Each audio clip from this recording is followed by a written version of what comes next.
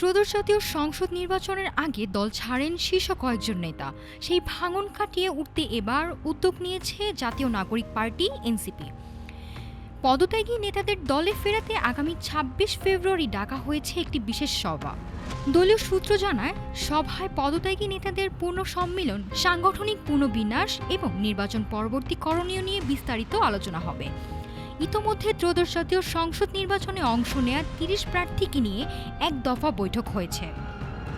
নির্বাচনের আগে দল থেকে পদত্যাগ করেন জ্যেষ্ঠ যুগ্ম সদস্য সচিব ডক্টর তাসনিম জারা, যুগ্ম আহ্বায়ক খালেদ সাইফুল ও তাসনুভা জাবিন সহ বিভিন্ন পর্যায়ের নেতারা। তবে দল বলছে তাদের কারো পদত্যাগপত্র এখনো গ্রহণ করা হয়নি। এনসিপির যুগ্ম আহ্বায়ক মনিরা শারমিন বলেন, আমরা ২৬ ফেব্রুয়ারি গুরুত্বপূর্ণ সভা ডেকেছি। নির্বাচন পরবর্তী পর্যালোচনা ও সাংগঠনিক দুর্বলতা নির্ধারণের পাশাপাশি যারা পদত্যাগ করেছেন তাদের কিভাবে দলে ফিরিয়ে আনা যায় সে বিষয়ে আলোচনা হবে। আমাদের দরজা সবার জন্য খোলা। দলের শীর্ষ নেতৃত্ব মনে করছে পদত্যাগ নেতাদের ফিরিয়ে আনতে পারলে তৃণমূল আরও শক্তিশালী হবে। নির্বাচনের সংগঠনের দুর্বলতার কারণে অনেক প্রার্থী বিপাকে পড়েছিলেন। এখন জেলা ও উপজেলা পর্যায়ে কার্যক্রম পুনর্বিন্যাসের পরিকল্পনা নেওয়া হচ্ছে। এনসিপির এই উদ্যোগকে ঘিরে রাজনৈতিক অঙ্গনে তৈরি হয়েছে নতুন আলোচনা।